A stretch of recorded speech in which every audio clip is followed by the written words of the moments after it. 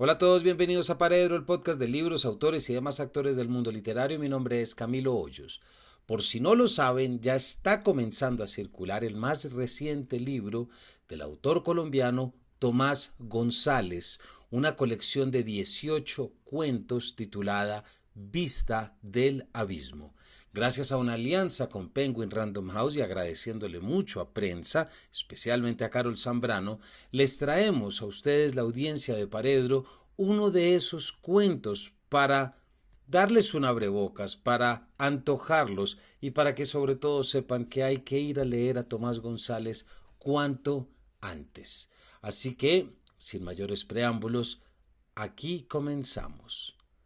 Las voces del aire, por Tomás González. Me llamo Mario.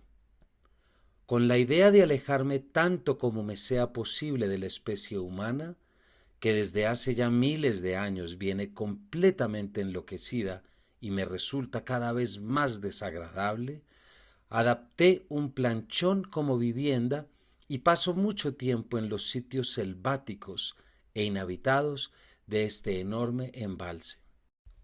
Cuando baja el nivel escojo alguna de las bahías adornadas con las piedras grandes que han emergido del agua y son como monumentales esculturas empotradas en los barrancos anaranjados, y fondeo donde pueda verlas. Cuando la represa está al tope y las piedras desaparecen y las ramas inclinadas de los árboles tocan el agua, fondeo lo más cerca posible de alguna orilla para sentir el sonido y el silencio de la impenetrable vegetación de islas, penínsulas y bahías. Después de 1 o 2 semanas de oír en las mañanas el bullicio de esos pavitos silvestres que se conocen como guacharacas y en las noches el canto de los búhos, empiezo a extrañar el ruido de la gente, así sea el de la música y las voces de los vecinos y de los turistas, y paso algunos días en tierra firme, en una finca con muelle que tengo alquilada al fondo de una bahía.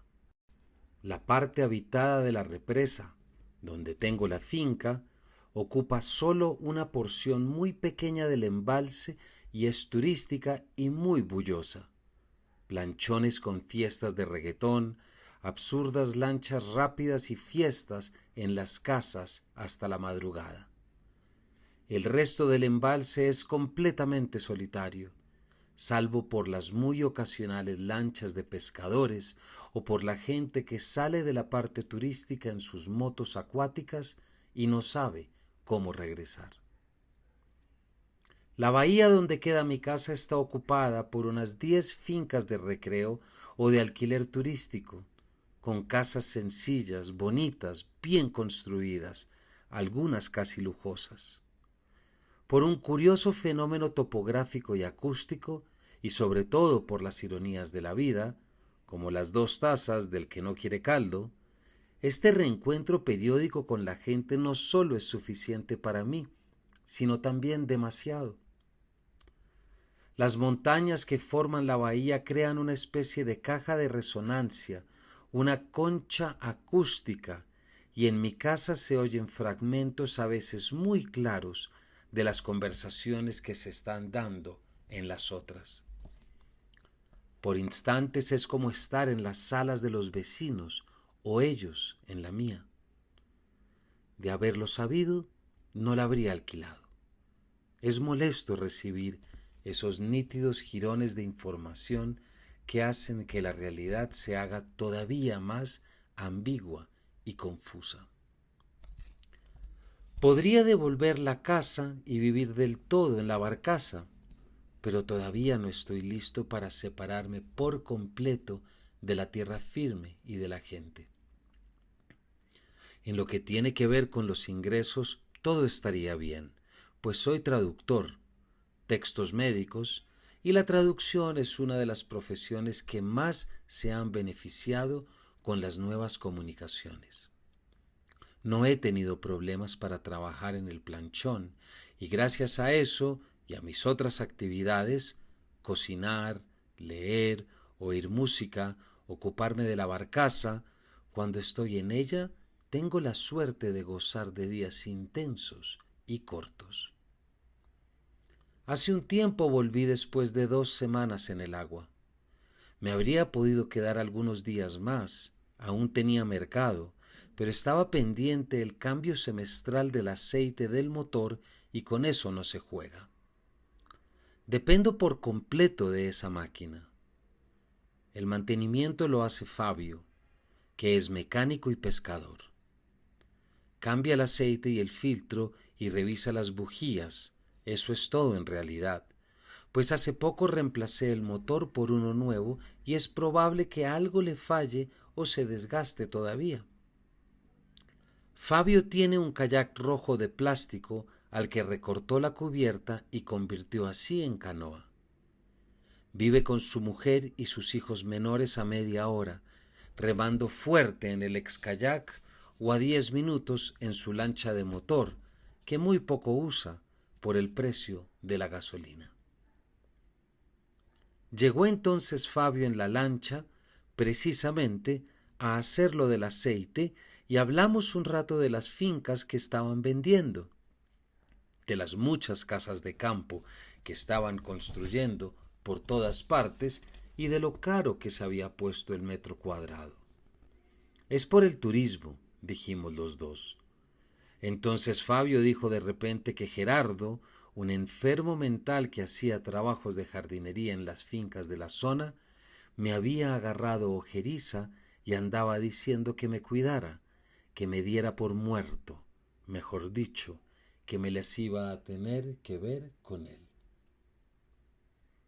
A veces, cuando se emborracha, Gerardo se pone violento. Por eso ya lo habían recluido en una clínica y yo sabía que tarde o temprano lo tendrían que internar otra vez, pues se había convertido en un problema para todo el mundo, pero no me imaginé que se fuera a dar de esta forma. Yo solo había hablado 2 veces con él. En la primera el loquito me mostró el brazalete localizador que le habían puesto en el tobillo en la clínica donde estuvo 2 meses.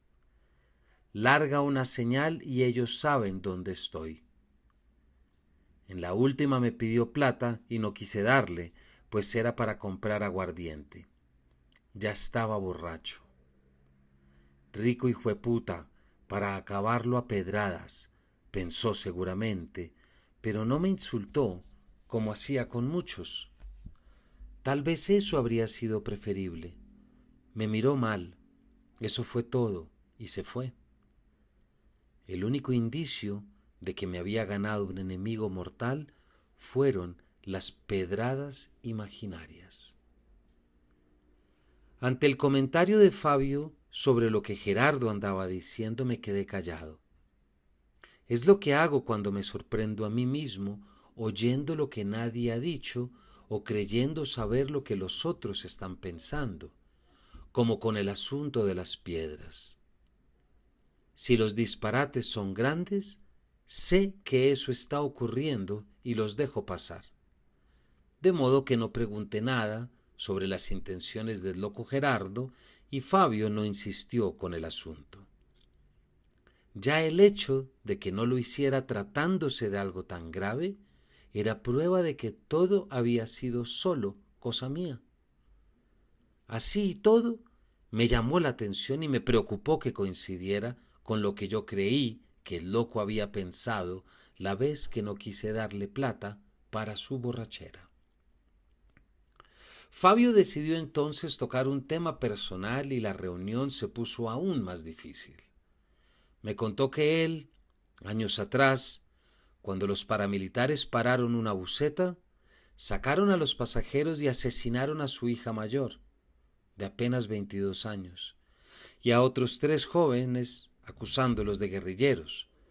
Había quedado tan desmoralizado que abandonó a su familia y se puso a andar por todo el país, sin rumbo, a veces a pie, otras veces a dedo, casi siempre en camiones de carga.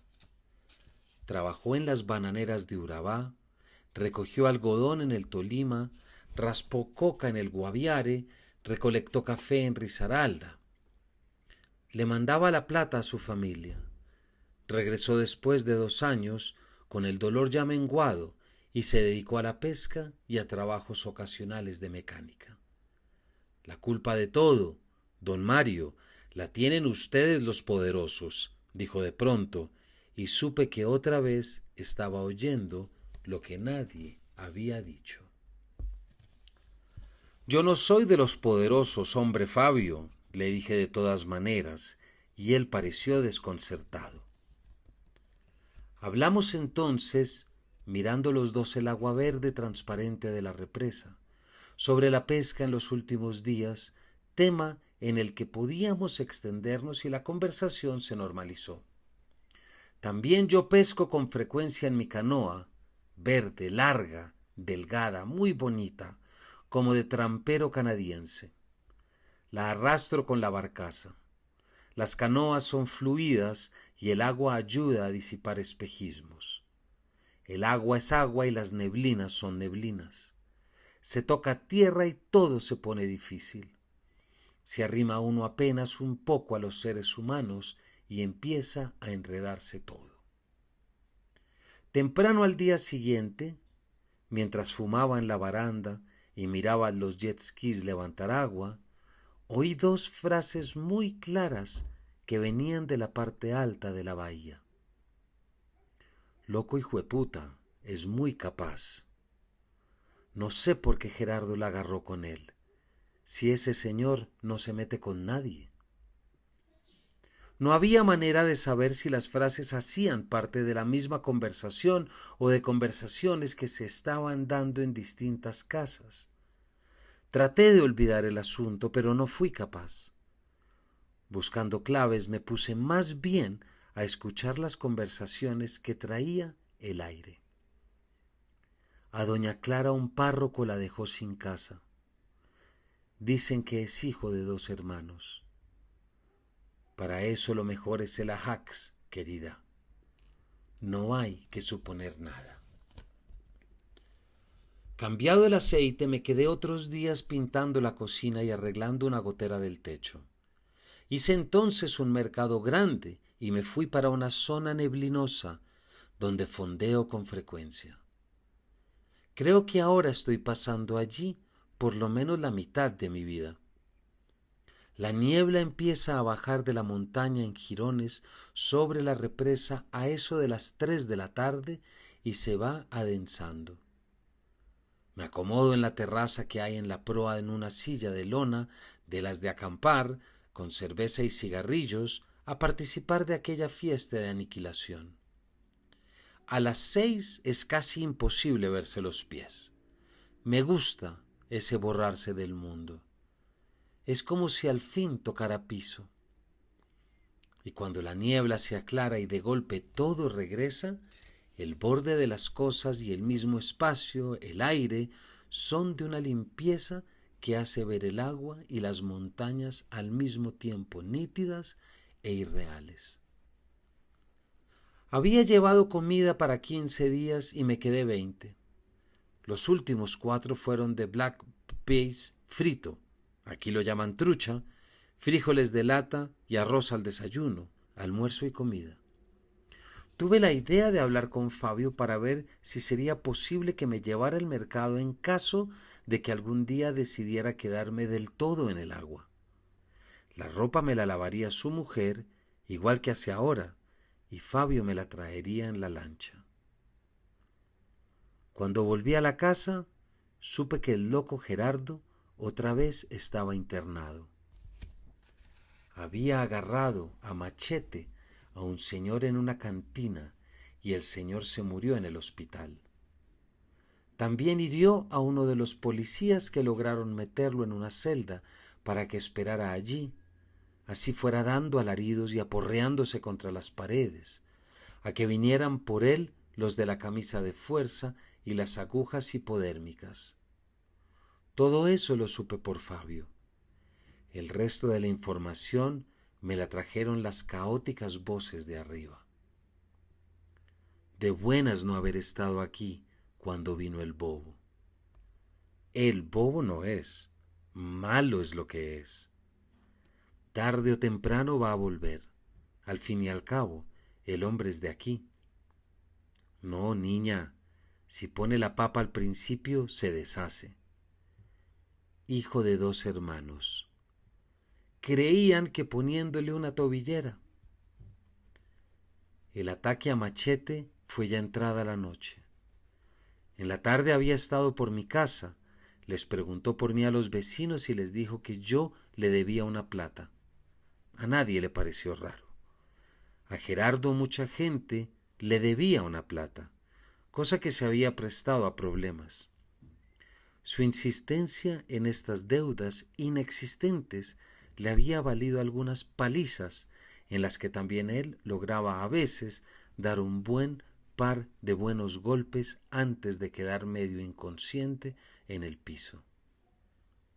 Pobre hombre, ¿qué iba él a pensar que un loquito y a machete? A los garbanzos mejor quitarles el agua del remojo por aquello de los pedos. Gracias a Dios no fue a piedra. Conmigo habría sido a piedra. A pedradas es mucho peor. Peor que con fémur de burro. A pedradas es lo peor.